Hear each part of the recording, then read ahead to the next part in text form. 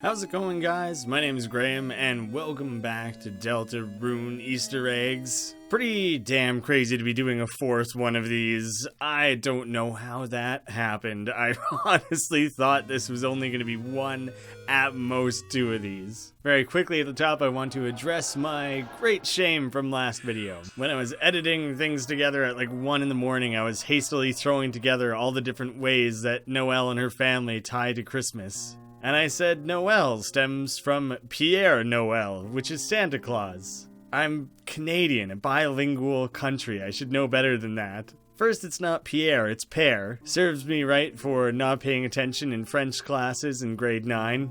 And Père Noel literally translates to Father Christmas, so a much shorter way of Noel being related to Christmas is that Noel just literally means Christmas. So I took the most complicated route possible with the whole Père Noel thing. Great going, Graham. I have a lot to cover in this video, more than I ever would have thought. I have to start a fresh save file to get through everything. I blame you guys for that. You guys and all your suggestions.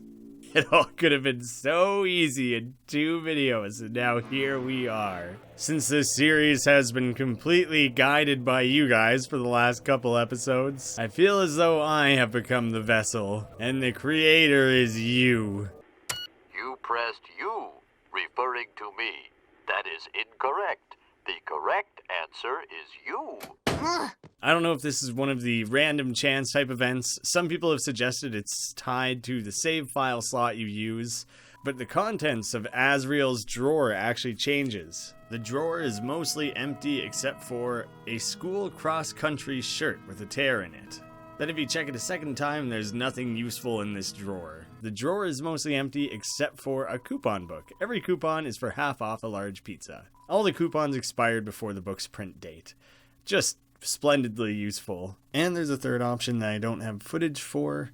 A very old school ID with an embarrassing haircut. There is one more absolutely hilarious, amazing thing in this bedroom that I cannot believe no one pointed out to me before. Thank you to the one lone commenter who seems to have found this. Either it was that obvious or that subtle, but it's so good. The mirror upstairs, it says, "It's only you." When checked in Undertale, it exclaims, "It's you."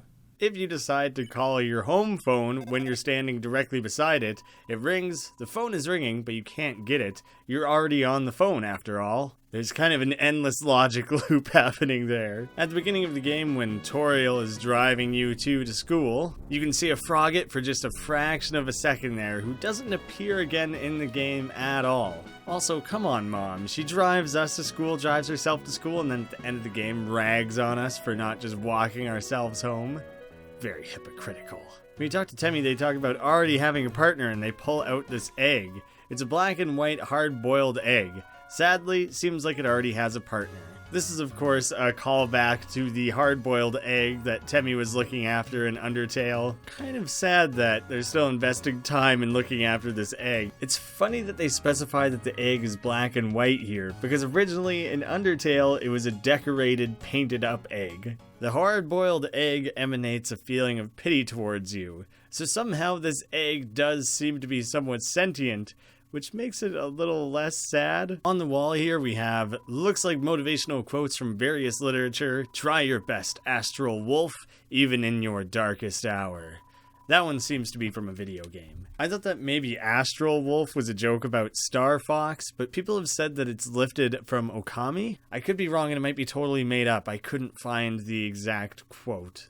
People have said that maybe Susie eating chalk and the fact that there's a green crayon missing from your desk at the start of the game is a reference to another Homestuck character. There's someone who eats everything who's green and someone who eats chalk. These could just be weird coincidences, but who knows? Toby did a lot of work on Homestuck. It wouldn't be that big of a stretch. I wanted to draw attention to this because several people said it in the comments. They pointed out that the alphabet on the top in Toriel's room is not correct. I'm not sure where people are getting that from. Sure, it's really cramped since it's only 3 pixels high, but they're as close to the real letters as they could possibly be. So I don't buy it. I think that's the real alphabet. For the life of me, I can't find the exact sound effect, but this little gasp sounds like it was lifted straight out of The Legend of Zelda. I've heard people talk about this weird opening area, how eventually when you start entering the field and the forest and the great board and all that, it's reflected in the overworld inside of the empty classroom. But this opening area isn't really in there at all. There's nothing representing it. So people have kind of said that maybe this great door is analogous to the door that you enter the closet through. There's not a lot to support that. It's kind of interesting, but it does kind of make sense layout-wise, but it does beg the question, does this opening area connect to anything? All the cliffs with the weird oozing eyeballs, the area with Ralsei's castle, all the weird arrow-shaped houses and stuff, like does that match anything in the school or in the town? I don't think so. So all of that early game stuff before the Great Door must exist before this closet door. It's pretty far-reaching, but I think it's the only conclusion you can draw there. I want to slow this down kind of frame by frame, because as you're playing the game it might be hard to tell. The first two flashes are Lancer, but the final one is Susie as she runs and hides.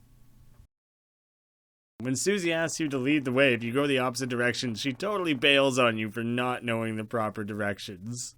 Now, normally when you get the white ribbon, Ralsei says that it would look great on you, and you decide to give it to him instead. He asks whether or not you think it looks okay. And you can wait till Susie's on the team to acquire it and give it to Ralsei. Chris, you're giving it to me? Do I look pretty, Susie? Leave me out of this. You didn't answer the question. How am I supposed to know? Leave me alone! There's a series of games that I cannot pronounce that are spelt out like Tuhu, who knows, maybe I'm right, that Toby was obviously very influenced by. Apparently long before the days of Undertale, Toby kinda had a breakout in that community because a lot of the music that he wrote naturally sounded like music from those games. So I've been told that specifically the song Field of Hopes and Dreams in Delta Rune is very Tuhu-like in sound and name. And even when you first walk into the area, the way that the song name scrolls onto the screen feels like it was lifted right from those games. So there's obviously some deep inspirations there. Thank you to Maria for laying that one out for me. Hey kid, you want to buy a tutorial? There's a handful of alternate dialogue takes you can get with these puzzle makers turned tutorial masters. First they try to negotiate how much it'll cost. You can just repeatedly say no, you don't want it. And if you say no to everything, Ralsei steps in. Excuse me sir, I think I have $1. Is it dark? Yes?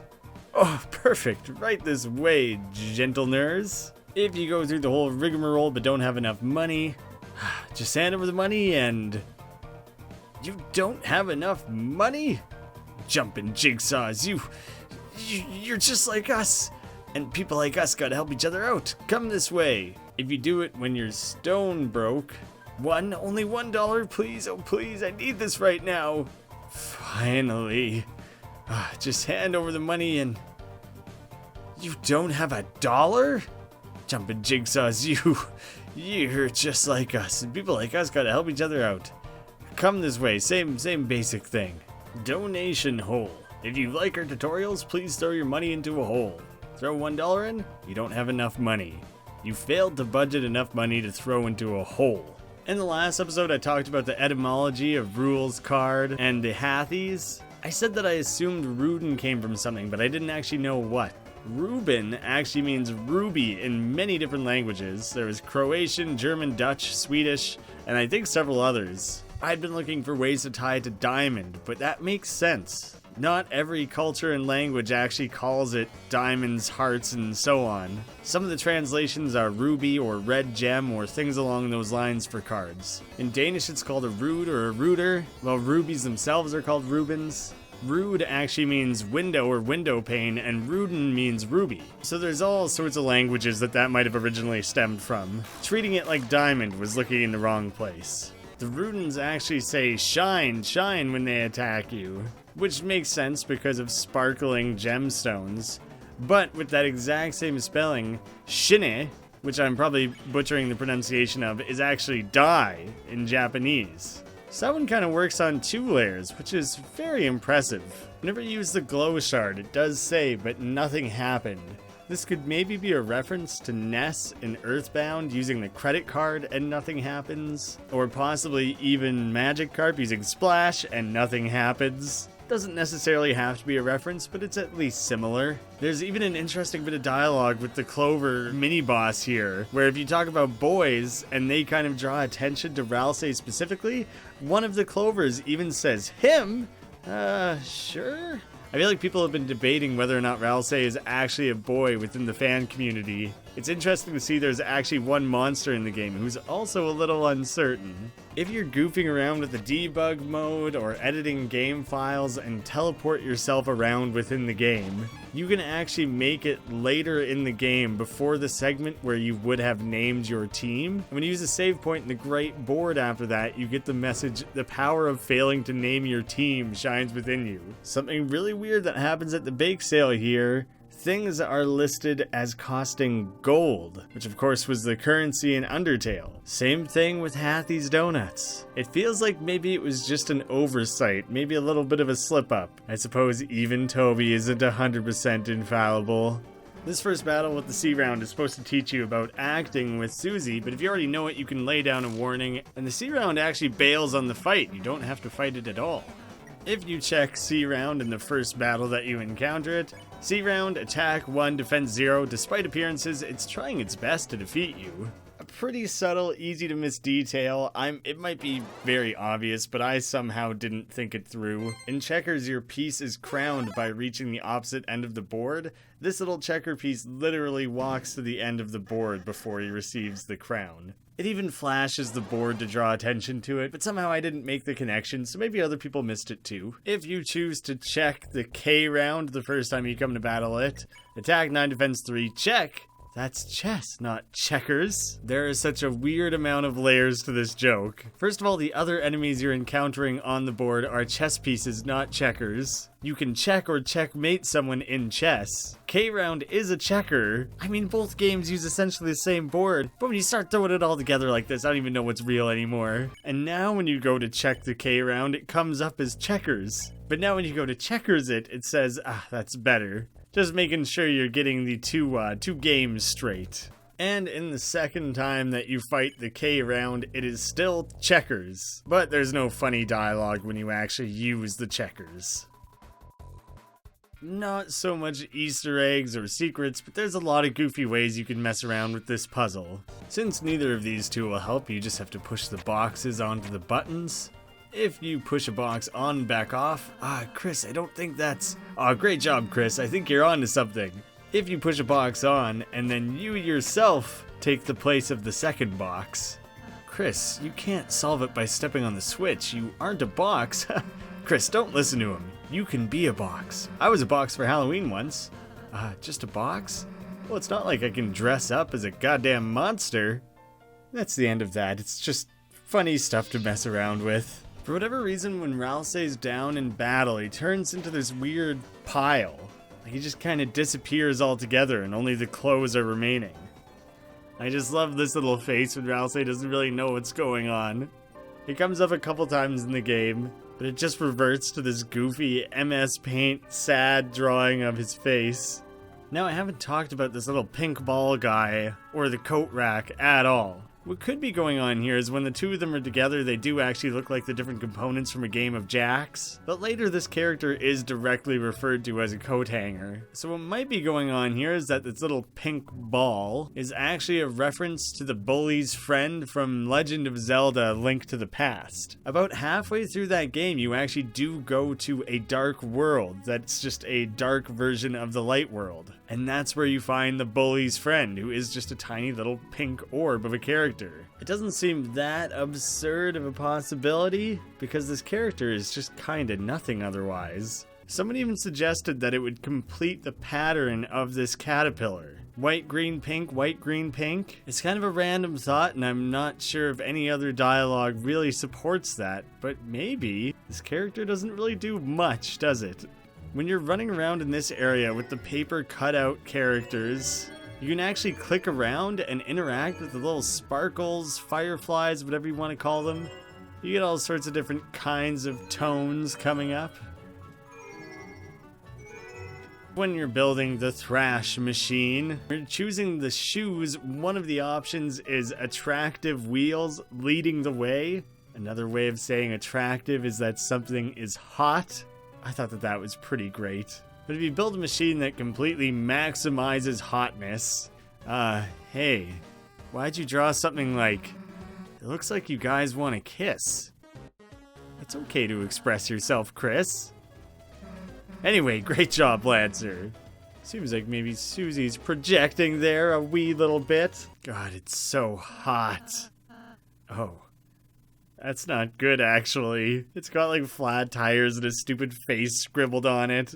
We can see Ralsei's scribble face at the same time. I've totally talked about this before. What's most likely with the Star Walker character is that this is the original sprite for what eventually becomes the Star Walker bird face. Both sprites are called Star Walker in the original game files. But some people have come up with some interesting theories about why this guy talks about being the original Star Walker, other than just possibly being the starter sprite. Obviously, the name Star Walker is immediately going to make people think of Luke Skywalker. There is a weird theory in Star Wars, a weird deep down fan theory. Some people actually think that there are two Luke Skywalkers, a Luke Prime and then the second one. This has to do with Luke looking like he's very different heights at different parts in the movie. These two Star Walkers are quite a bit different in size. It's the most obscure thing and most ridiculous fan theory of all time, so it makes me think that it probably isn't a reference. It's probably just a joke about the old programmer art that was placeholding. But others have pointed out that this Star Walker looks an awful lot like the Star Man from Earthbound. Possibly another reference in there. Like, I would say that one is actually likely, and the Skywalker one is a little insane.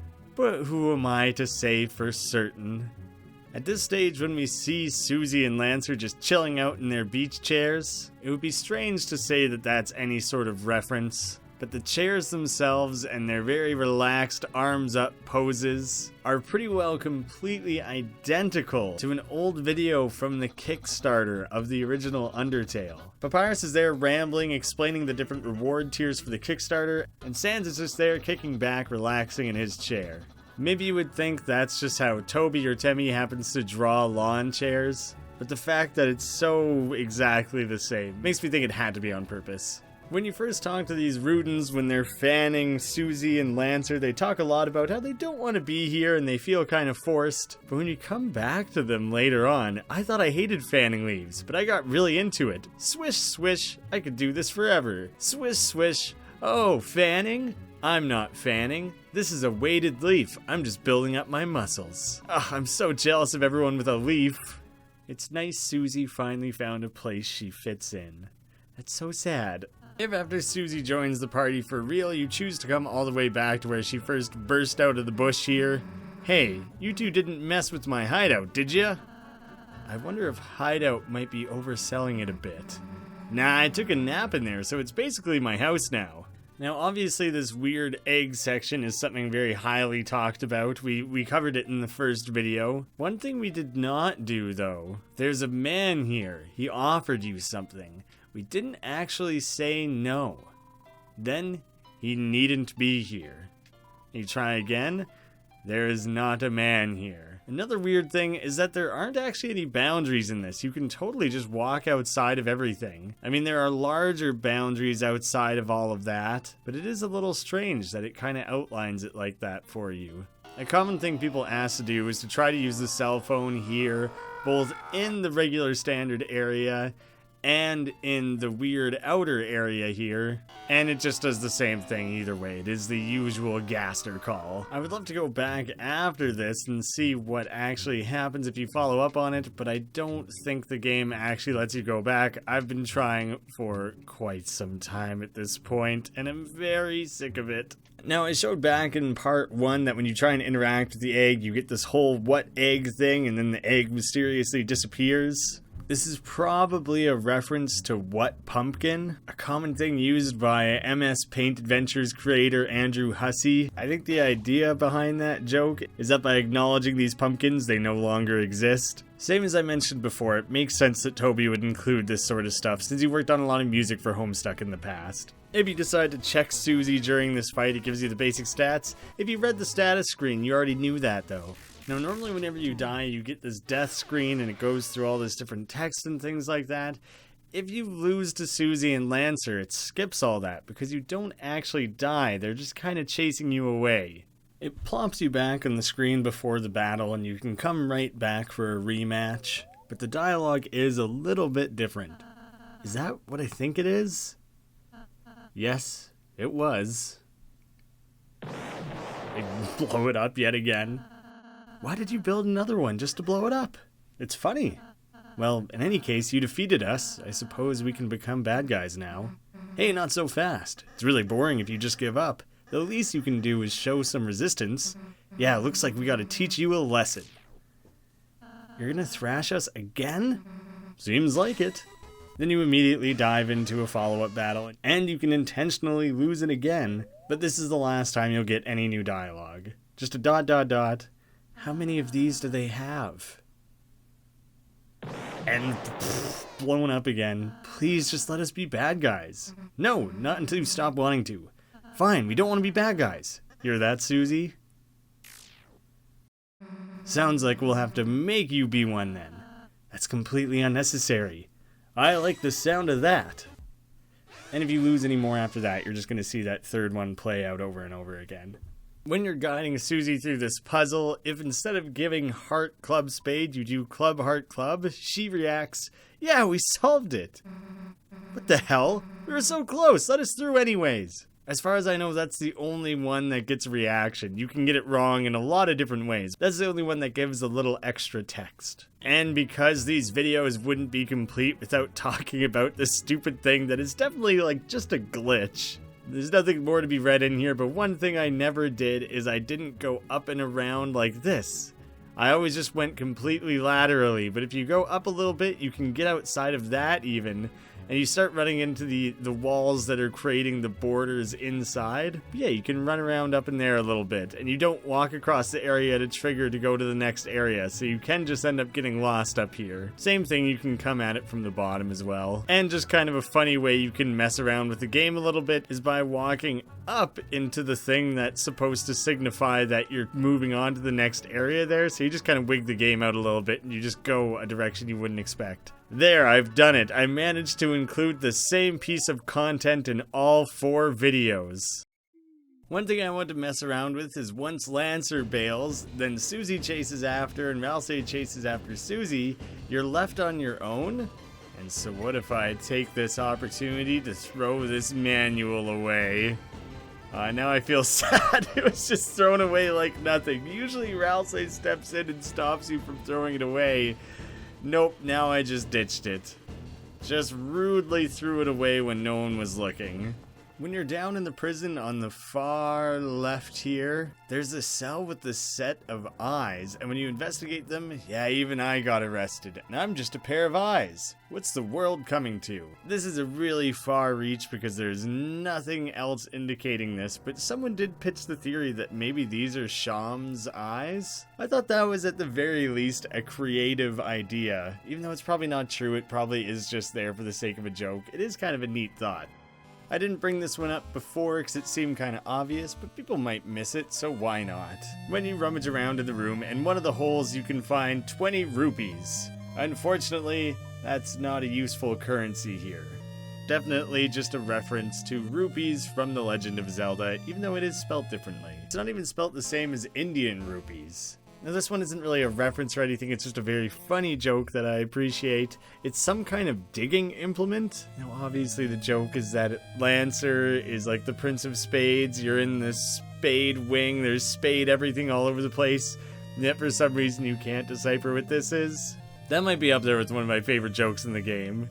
When you take on Rule's second puzzle, he mentions that maybe he has a better puzzle waiting. Ralsei chimes in. Can we see it?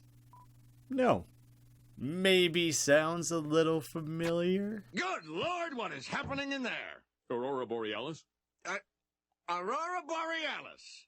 At this time of year, at this time of day, in this part of the country, localized entirely within your kitchen. Yes.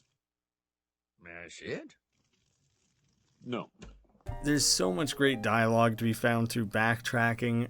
Across the 4 episodes, I hope I have all of it, but I'm certain I missed at least a couple. That gives you guys something to go looking for then. Lots of it becomes available once Susie joins the party for real. You can go and find the last standing Jigsaw from when Susie went on a beating up rampage. It's that purple beast. Whoa, nice cheer. Look, Chris, I've got fans. Okay, I'm out of breath. You can go back to the cake chef, whose cake that Susie ate. Mama Meba, Mama Meba, you're the beast that ate my cake. Yeah, so? Want me to spit it back out? No, that's quite fine. Sure, it wasn't that good. It'd probably improve it. By the way, Mama Meba is genius. And you can follow up on that little bit of dialogue. Why are you looking at me like that? I don't trust anyone that won't eat my spit. So, you don't trust anyone? Yeah. A little bit sad that it implies that Susie still has trust issues. You can run back to the room where you hollered instructions at Susie's first solo puzzle. What a nice memory. Stop remembering me fondly. But this one only just says solved puzzle. If you come to the two areas where Rules had laid out his block pushing puzzles, there'll now be these fanboy Rudens hanging around. Sigh, Rules' card was standing here. I think making block pushing puzzles is a totally hunky hobby. And at the other spot, sigh, Rules' card was standing here. Sorry I'm sighing, I didn't get much sleep. And if anyone's curious, since the Jevil is the only character in the game that actually has voice acting, normally it's Chaos, Chaos, Metamorphosis, and I can do anything. I can do anything. Chaos, Chaos, Metamorphosis. Bye-bye. If you play the Japanese version of the game, here are some of the Japanese lines.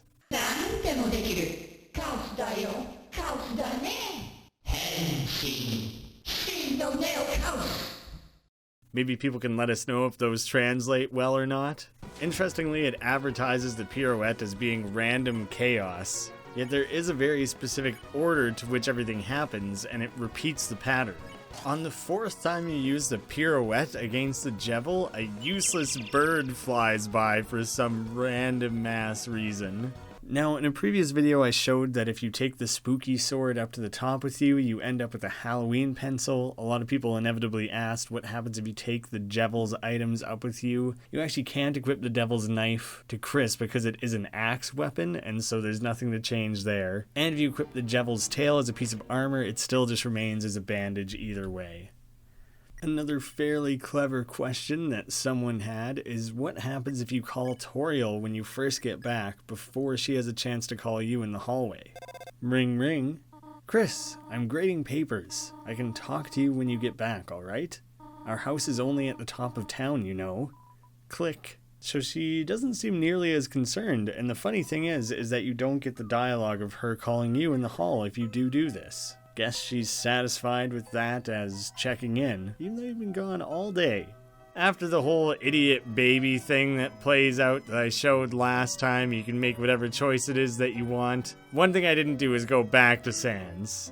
And when you ask him to talk about yourself again, he says, sorry, I don't hang out with idiot babies. They compete with my sociological niche. And I believe if you choose idiots or babies, it plays out the same way. There's a bear in the town hall who talks all about the mayor and politics. This is, of course, a returning character from Undertale who talks politics in Snowden. Someone pointed out that the antlers on the reindeer folk look a little bit like the DeviantArt logo. I mean, you don't have a lot of pixels to work with here, so that could just be coincidental. But hey, a lot of artists started out posting things to DeviantArt. I wouldn't be surprised if Toby had a profile as well. Another thing people pointed out that they found weird was the fact that Noelle has antlers at all. In most ungulates, deers, and such, the females don't grow antlers. Reindeer, which are actually the same as caribou, can be an exception. It's not always the case, but there are populations of caribou where the female grow antlers as well. So it still makes sense in the end. If you visit the library, you can now pay your family debt. How to Draw Dragons is 2,583 days overdue. So that's about 7 years and a little bit. Seems like it's probably just random numbers. But say Azrael is now 18, old enough to be going off to college. There's some people who say that the characters are probably close to 11 at the time of Undertale. That discarded manual that never made it into the game signifies that this is at least a different decade than Undertale. So it's kind of interesting that book might have been taken out around that time. Here we have another returning character from Undertale. I like the vibe of the waitress here. Maybe I should sign up? Nah, serving drinks wouldn't really suit a fire elemental. Which is kind of a funny jab at the fact that Grillby is a bartender in Undertale. It's an unlabeled book. You look inside. Oh, I accidentally returned my personal journal instead of my book. Oh no, they're putting it into their catalog. Oh no, I have to take it out every time I want to write a new entry. The all lowercase, the overuse of ellipses, the overuse of oh no. It's a good chance that Napstablook is the one who's taking this in and out all the time, filling out the journal. This lion character is also in Undertale, and talks extensively about being jealous of Metaton's dress. Now it's funny to see this character wearing a uniform that is quite dress-like. There's a little angel doll on Rudy's desk here. Oh right, you and Azzy tried to make one too, but you wasted the whole time making huge wings for it. Which is probably referencing the whole Angel of Death final form Azrael thing from Undertale. Well, it's a good chance that the dog working away at the computer lab is self-referential for Toby. Others have pointed out that it might simultaneously be referencing the secret ending to Silent Hill 2, where that game is being controlled by a dog. Noelle talks about her friend Des, possibly just Des. Based on the spelling and based on what I think is going on here, it's probably Des. Noelle talks about Des whacking you with a wiffle ball bat. Sounds a little similar to another character in a similar type of game with a similar type of name, doesn't it? It's a regular sink, and when you interact with a second sink, it's a clone of the other sink. Perhaps there was originally one tall sink that was cut in half to create both of them. I mean, it is just kind of a funny joke, but I've seen it interpreted two different ways. For people who want to go all out on the theories, some people have linked it to the theory that Gaster split himself apart and became Papyrus and Sans. More likely is that it's a callback to the growing sink in Papyrus's house. You can go knocking on some of these doors, and this one in particular, that sounds like the knock of a beginner. Come back when you've gotten better at knocking. And you can run around and knock on doors as much as you want, it doesn't ever actually change. But someone did point out that there's a character in Undertale in Snowden who's actually amazed by your knocking abilities. So it's probably just a little bit of a callback to that. You can't actually become a professional knocker. As it was established in I think part 2 of these videos, I lose track a little bit at this point, we have confirmed that this is Napstablook's house, but it is much more likely to be Metaton who's inside. In this world, Metaton is still a ghost. Alfie's never made a body for them. I'm afraid I'm a bit of a no body, which is a pretty damn good play on words there. I'm a big fan of that. If that wasn't Toby's intention, then he should take credit for it as that, because it's very funny.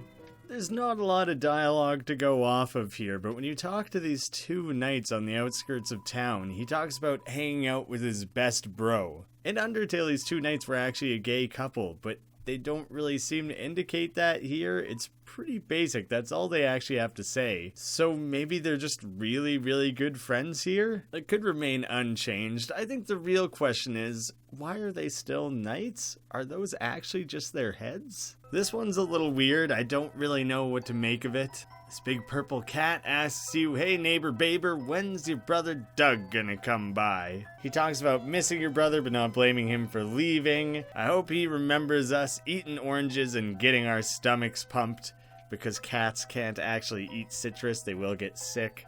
But people have suggested that maybe the larger reference here is to the old 90s cartoon Doug. Doug's neighbor in that was this giant purple man named Mr. Dink. There's even a whole thing in the show where Doug breaks Mr. Dink's grill. Mr. Dink is really upset. What's he gonna say when I tell him I broke his brand new grill and ruined his big barbecue? Here we have a broken grill hanging out behind the cat. I've seen a little Doug, not a lot, but that one would have totally blown me by. I don't think I would have appreciated that that's possibly a reference. It's kind of obscure. It's an unexpected reference to begin with, and it's layered in there kind of oddly, so I think very easy to miss. This has been brought up a couple of times, but just next to the church here, before the graveyard, there is something on the ground here. You can't interact with it, just that weird black spot above the tree there. I think it is just a graphical glitch. Same as that annoying lone pixel during the king fight. Yeah, I honestly don't believe there's anything to be read into there. I thought this was kind of interesting. On the floor, there's all these scattered papers in Asgore's place. It's a note. It says, "No rent received again. Stop giving away flowers. Start selling them. You have 1 month. See." It would be awful strange for the mayor to be in charge of evictions, but maybe we're getting a little bit of a hint of what the mayor's name is going to be. If we're going off characters we've met, there's Caddy, but that doesn't make sense. And See Round, technically, but that was only in the Dark World. I'm curious, I don't think there's anything more to be garnered from that in this current chapter, but maybe we'll finally find out who C is coming up in chapter 2. Something very specific and very odd that someone pointed out to me is that the clock in this first classroom here reads 6. The one in Alfie's room is set to about 2 or 3 o'clock, and finally the one in Toriel's room is set to about 10 o'clock. I have no idea whether 3 different clocks are different. You can only interact with one, and it's a small little joke about it not being time for class.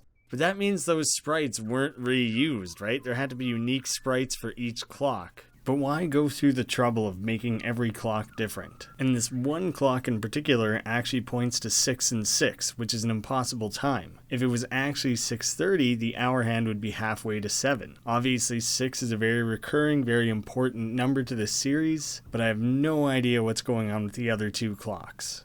Way back in part 1, I introduced the fact that you can bring about onion sand by hanging out in this one particular spot, but I didn't really talk about his dialogue at all. I was planning to leave that open for you guys. But there is a point in the dialogue tree where you can't backtrack on your options, and so people asked me to fill that in, same as I did for Noel and Sans in the last installment. Hey there, noticed you were here. It's me. You know me, right? Of course you do. I'm real popular. I just don't have any friends. But it's okay here, because you're here. Will you be my friend? You can say no, and he goes away. Oh, that poor guy. You actually can't coax him back out. Even if you leave and come back, he's still gone. So, yeah, don't say no to being his friend. Yes, I'll be your friend. Oh, I'm so happy here. I'm so happy. I don't know what to do. I don't remember being this happy before. What's your name, friend? And here's where you kind of have a few options. First, you can just say Chris. That's you. That's a real nice name for a friend. Oh, excuse me, I forgot to introduce myself. Actually, since no one talks to me, I forgot my own name. Chris, can you give me a name? And now there's even more options to go through. You can call him Disgusting. And he goes away again. I'll name myself Chris for half of these and Hippopotamus for half of these. Hyper Hopper. Hippopotamus, it's you. Big name, but it's worth it. Hippopotamus, can you give me a name? Azrael the Second. Azrael 2, Sounds familiar. Feels like a memory. It feels like that good boy that threw those good cornflakes in the water for me. Wait, what was the name? Cereal? Yeah, I love cereal. Bathe me in flakes. Thank you for giving me a name. I'll cherish it, you hear? Hyper Potato Mask? That's your name, right? I want to tell you something. Tomorrow. Something I can only tell a friend. Come back soon, you hear? I'll say Chris again this time. This time, your name can be Beauty. Wow, what a wonderful name. Feels like my self-esteem's in full bloom. Feels like my head's about to flower. Wait, what was the name? Bootus? Yeah, perfect. Which, total side note, side reference thing might be a reference to Pootus from Team Fortress 2. The taste, the smell, thank you for giving me a name. I'll cherish it, you hear? Christmas? That's your name, right? I want to tell you something tomorrow. Something I can only... same thing. And so now the remaining option will be to give Onion Sand their proper name back. Onion. It's perfect, you hear? I don't know what it means, but it's perfect. Feels like it's shaped like me. Feels like it smells like me. Wait, what was the name? Yum? Yeah, it's perfect. Yum. That's my name. Thank you for giving me a name. I'll cherish it, you hear? And then it plays out the same hyper potato mask and blah blah blah, all that. See you tomorrow. There you have it, all of the Onion Sand dialogue. And with that, I have spent 2 hours talking about a game that people have probably beat in less time than that. So thank you.